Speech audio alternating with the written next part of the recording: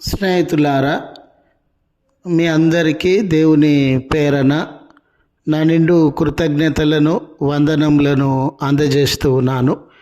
ఈ క్రిస్మస్ యొక్క శుభములను మీ అందరితో పంచుకొనుచు మిమ్మల్ని మీ కుటుంబములను త్రియేక దేవుడు దీవెనలతో నింపి ఈ క్రిస్మస్ భౌతిక సంబంధమైన ప్రయోజనాల కంటే మేలుల కంటే ఆధ్యాత్మికకరమైన ప్రయోజనములను మేళ్లను మెండుగా మీ జీవితంలో అనుగ్రహించి ఆధ్యాత్మిక పరమైన అనుభవాలలో ఈ క్రిస్మస్ ఒక మైలు రాయిలా మన జీవితంలో నిలిచిపోవాలని ప్రార్థన చేస్తూ ఈ క్రిస్మస్ కొరకు మనకు అందించబడినటువంటి అంశము క్రీస్తు నిరీక్షణకరమైన మార్గదర్శకపు వెలుగు.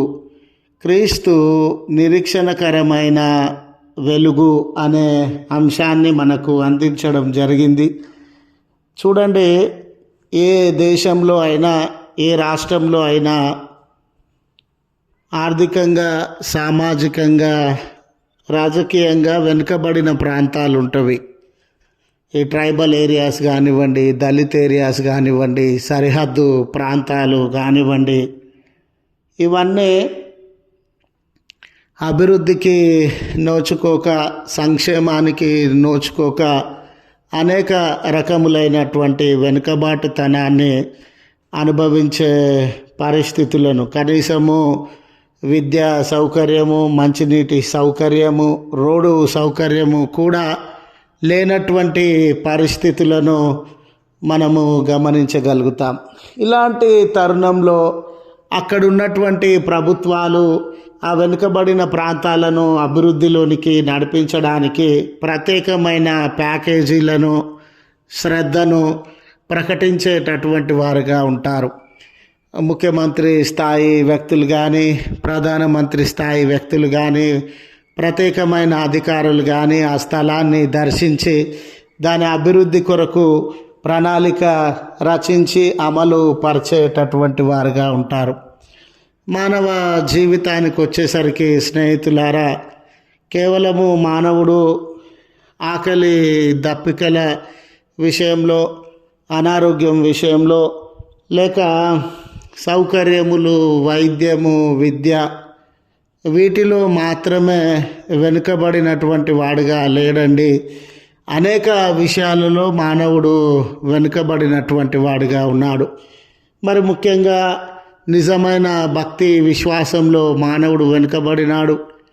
శాంతి సమాధానముల విషయంలో మానవుడు వెనుకబడినాడు. ఈరోజు సహోదర భావం విషయంలో వెనుకబడినాడు. కలహములు, జగడములు, రక్తపాతము, అలాగుననే ఎదుటి వ్యక్తిని అంగీకరించే విషయంలో కూడా వెనుకబడినాడు అండి. నా మతమే గొప్ప, నా కులమే గొప్ప, నేనే గొప్ప, ఇతరులందరూ కూడా పనికిరానటువంటి వారు అని ప్రేమ చూపించడంలో వెనుకబడి పగ, ద్వేషములు, రక్తపాతంతో నింపబడిన పరిస్థితులు.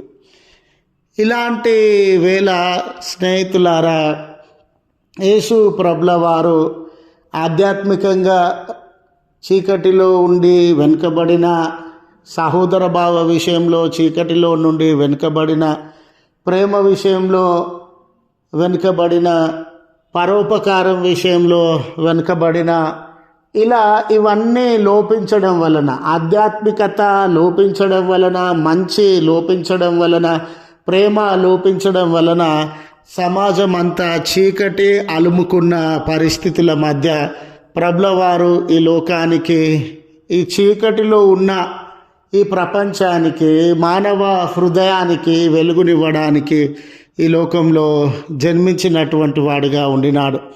అందుకే క్రీస్తు అను ఈ ప్రభువు మనలను వెలుగులోనికి, ఈయన నిరీక్షణకరమైన వెలుగులోనికి నడిపించేటటువంటి వాడు అనే ఈ అంశాన్ని మనకు అందించినటువంటి వారుగా ఉన్నారు. చదవబడిన లేఖన భాగములను సైతము గమనించినప్పుడు యెషయా గ్రంథము 9వ అధ్యాయం మొదటి 7 వచనముల మధ్య జబులూను, నఫ్తాలి, గలిలయ ప్రాంతానికి సంబంధించినటువంటి ప్రదేశములను గురించి ఈ భాగంలో తెలియజేస్తూ ఉన్నారు. ఇశ్రాయేలు దేశానికి ఉత్తర దిక్కున సరిహద్దు ప్రాంతాలండి ఇవి. ఏ దేశంలో అయినా కూడా, ఏ రాష్ట్రంలో అయినా కూడా సరిహద్దు ప్రాంతాలు చాలా వరకు అభివృద్ధికి నోచుకోలేవు. సరిహద్దు ప్రాంతాలలో స్మగ్లింగ్ జరుగుతూ ఉంటుంది. ఈ దినాలలో అయితే మత్తు పదార్థాలు కానీ, వెపన్స్ కానీ ఇలాంటివి రవాణా జరుగుతూ ఉంటుంది. విద్యా సౌకర్యము, వైద్య సౌకర్యము లోపించిన పరిస్థితులు ఉంటవి. జబులూను, నఫ్తాలి లేక గలిలయ ప్రాంతం కూడా ఆనాడు సామాజికంగా, ఆధ్యాత్మికంగా, రాజకీయంగా వెనుకబడినటువంటి ప్రాంతము. ప్రభుల వారు జన్మించే సమయానికి యూదయ ప్రాంతం కొంచెం మంచి స్థితిలో ఉంది. గలిలయ ప్రాంతం చాలా వెనుకబాటుతనానికి, అంటరానితనానికి లేక అణిచివేతకి, నలిగిపోయిన స్థితికి, బాధకి, కన్నీరుకి, ఆకలి, దప్పికలకి లోనైనటువంటిదిగా ఉండింది. అంత మాత్రమే కాదు, యూదయ వాళ్ళకి తెలిసినంత ధర్మశాస్త్రము, విధి విధానాలు, భక్తి విశ్వాసములతో కూడిన జీవితం విషయంలో కూడా ఇక్కడికి ఇది సరిహద్దు ప్రాంతం కదండి. గ్రీకులు అనేక మంది ఈ ప్రాంతంలోనికి వచ్చి జీవనాన్ని ఏర్పరచుకోవడం వలన మిక్స్డ్ కల్చర్ అనేది డెవలప్ అయింది. యూదా మూలాల నుండి వీరందరూ బయటకు వచ్చి వేరే వేరే జనాంగాలకి సంబంధించిన జీవిత విధానాన్ని ఇక్కడ మరణఛాయ అని దేవుడు తెలియజేస్తూ ఉన్న ఈ మాటలో అర్థం ఏంటంటే వారు వెనుకబడిన స్థితిని ఆయన గుర్తు చేస్తూ ఉన్నాడు. మరణఛాయ అనగా వారి కష్టము, కన్నీరు, ఇలాంటి స్థితిని. అయితే దేవుడు ఈ ప్రాంతాన్ని, ప్రభుల వారు ఈ ప్రాంతంలో ఆయన కార్యములను జరిగించడము, నజరేతులో పెరగడము, నజరేయుడైన యేసుగా పిలువబడడం అనేది ఎక్కడ మరణ ఛాయ ఉండిందో అక్కడ వెలుగును ప్రసరింపజేయడానికి, ఎక్కడ మరణ ఛాయ ఉండిందో వారిలో జీవనాన్ని నింపడానికి వారు కృషి చేస్తున్నటువంటి వారుగా మనము గమనించుతాం.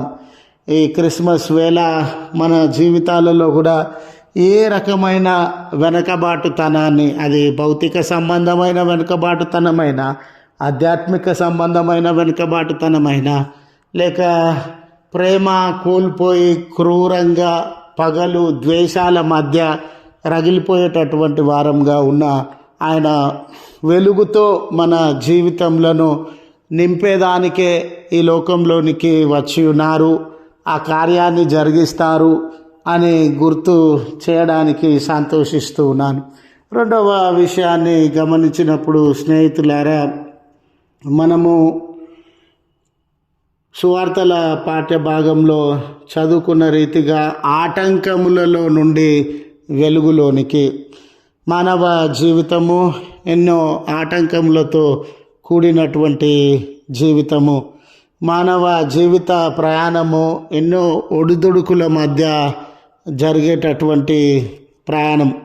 ఈరోజు పండుగ అనే ఆలోచన కలిగి నూతన వస్త్రములను, పిండి పదార్థములను, మంచి మంచి ఖరీదైన భోజనములను మనము కలిగినటువంటి వారంగా ఉండవచ్చు. కానీ అయ్యో మా కుటుంబంలో నెమ్మది లేదే, నా జీవితంలో నెమ్మది లేదే, ఉద్యోగంలో నెమ్మది లేదే, నా జీవితంలో ఎన్నో ఆటంకములను, అడ్డంకులను, పోరాటములను, వ్యతిరేకతలను, కష్టములను, నష్టములను చూచుచూ ఉన్నానే అనే బాధ కలిగిన వారు లేకపోలేదు. వారి జీవిత యాత్ర కష్టములతో, నష్టములతో నింపబడినటువంటి వారు లేకపోలేదు. ఇలాంటి తరుణంలో చూడండి స్నేహితులారా, దేవుడు ఎవరికి ఏ రీతిగా చెప్తే అర్థమవుతుందో మంచి విషయము లేక సువార్త అనేది ఎవరు ఏ రీతిగా గ్రహించగలరో ఆయనకు తెలిసినంత ఎవరికి తెలుసండి. జ్ఞానులను వాళ్ళకి సువార్త అర్థం కావాలన్న సందర్భం వచ్చినప్పుడు దేవుడు ఆ చుక్క ద్వారా, నక్షత్రం ద్వారా ఆ సత్యం వారు గ్రహించినట్లు చేసినటువంటి వాడుగా ఉండినాడు. అది గ్రహించినటువంటి వారు ప్రభుల వారిని దర్శించాలని ప్రయాణాన్ని మొదలుపెట్టినారు. ఆ ప్రయాణం అంతా సులువైనది కాదండి. ఆ జ్ఞానులు పర్షియా, బబిలోను దేశాలకి సంబంధించినటువంటి వారు. అక్కడి నుంచి ఎడారి ప్రయాణము, ఇసుక తుఫానులు, విపరీతమైన వేడిమి వాతావరణము, కొన్ని నెలల ప్రయాణము, ఆకలి, దప్పిక, అవసరతలు, చాలా ఖర్చుతో ఒక దేశం నుండి ఇంకొక దేశానికి పోవాలని అంటే ఎంత ఖర్చు అవుతుందండి. ఖర్చుతో కూడిన ప్రయాణము. మళ్ళీ ఎక్కడికి వెళ్ళాలనో తెలియదు వాళ్ళకి, కరెక్ట్ అడ్రస్ వాళ్ళకి తెలియదు. ఫలాని చోట ప్రభుల వారు జన్మించినారని. మార్గ మధ్యలో దొంగలు భయము ఉండింది, శత్రువుల భయము ఉండింది, బానిసత్వాన్ని ప్రోత్సహించేటటువంటి వారు ఉండినారు. మరి చాలా రిస్క్తో కూడినటువంటి ప్రయాణాన్ని వారు ప్రారంభించినారు. మనలో చాలామంది ఆ చుక్కను చూస్తూ ప్రయాణించినారని అనుకుంటాం. కానీ రాత్రివేళ ఈ నక్షత్రము చాలా స్పష్టంగా కనబడతా ఉంది. పగటి వేళ నక్షత్రము స్పష్టంగా కనబడే అవకాశం ఉండదు. కాబట్టి వీళ్ళు పగలంతా విశ్రాంతి తీసుకొని బహుశా రాత్రివేళ ప్రయాణం చేయాల్సి వచ్చిందేమో. రాత్రివేళ ప్రయాణం చేయడం అంత మంచి విషయం ఏం కాదండి. వారు వెళ్ళాల్సిన గమ్యమునకు వెళ్ళకుండా వేరే గమ్యానికి వెళ్ళినారు. దీనికంటే బాధాకరమైన సంగతి ఏది ఉండదు. జీవితంలో ఒక గమ్యానికి వెళ్ళాలని మనం అనుకున్నప్పుడు తప్పుడు గమ్యానికి, తప్పుడు వ్యక్తి దగ్గరికి, తప్పుడు స్థలానికి, తప్పుడు ఆలోచన కలిగిన ప్రదేశానికి, పరిస్థితులలోనికి మనం వెళ్తే దానికంటే భయంకరము ఇంకొకటి ఉండదు. వీరి జీవితంలో అది జరిగినట్లు మనము గమనిస్తూ ఉన్నాం. ఇన్ని ఆటంకాలు, ఇన్ని సమస్యలు, కొదువలు, పోరాటములు, నిద్రలేని రాత్రులు గడిపిన ఈ జ్ఞానుల జీవితంలో దేవుడే ఒక వెలుగుగా ఉండి వారిని ఆ ఆటంకముల నుండి, బంధకముల నుండి తప్పించి వారు చేరవలసిన గమ్యానికి చేర్చి నిండు ఆధ్యాత్మికతతో వారిని నింపి వెలిగించినటువంటి దేవుడుగా ఉన్నాడు. ఈరోజు నీ జీవిత ప్రయాణంలో ఇలాంటి ఆటంకములు ఎదురవుతూ ఉన్న వేళ నీకు వెలుగు నింపగలిగిన దేవుడని, సరి అయిన గమ్యంలోనికి చేర్చగలిగిన దేవుడని, సరి అయిన ప్రతిఫలం ఇవ్వగలిగిన దేవుడని తెలియజేయడానికి సంతోషిస్తూ ఉన్నాను. మూడవ విషయాన్ని సువార్తల పాఠ్య భాగంలో గమనించినట్లయితే ఆయన పాపంలో నుండి రక్షణ అనే వెలుగులోనికి నడిపించగలిగినటువంటి దేవుడు. ఈ అమేజింగ్ గ్రేస్ అనే పాట హిమ్ని మనము ఈ కామన్ ఆర్డర్ ఆఫ్ సర్వీస్ బుక్లో అమేజింగ్ గ్రేస్ అనే హిమ్ని మనము గమనించేటటువంటి వారంగా ఉంటాం. Amazing grace, how sweet the sound అనే పాటని మనము గమనిస్తాం. అయితే మీరు చూడండి స్నేహితులారా, ఈ పాట రచించినటువంటి వ్యక్తిని న్యూటన్ అని మనము గ్రహించగలుగుతాం.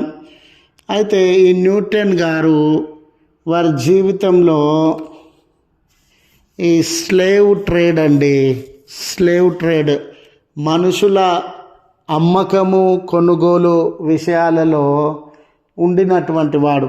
ఆనాడు బానిసత్వము అమల్లో ఉంది, మనుషుల అంగడి అమల్లో ఉంది. ఆఫ్రికా లాంటి దేశాల నుండి మనుషులను యూరప్కి తీసుకొని వచ్చి ఆడపిల్లలను, మగపిల్లలను అమ్మివేసేటటువంటి వాడు.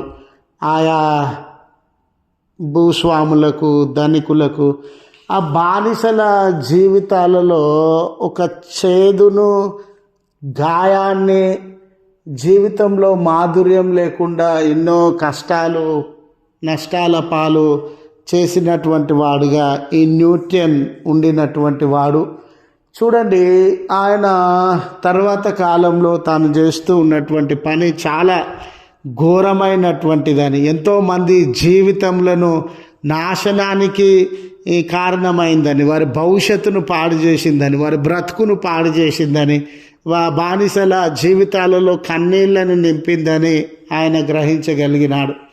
ఆయనకి అర్థమైంది ఏంటనంటే, నిజంగా నాలాంటి చెడ్డతనము, క్రూరత్వము, ఎంతోమంది జీవితంలో నాశనం చేసినటువంటి నాకు నిజంగా రక్షణ దొరుకుతుందా అని ఆయన ఆలోచించినప్పుడు దేవుని కృపను ఆయన గ్రహించగలిగినాడు.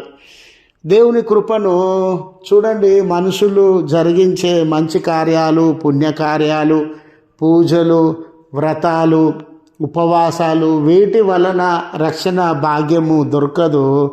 యేసు ప్రభుల వారు ఈ లోకంలో జన్మించడం వలన ఆయన దేవుని ప్రేమను, దేవుని కనికరాన్ని, దేవుని కృపను ఈ లోకంలోనికి మోసుకొని వచ్చి ఉన్నాడు.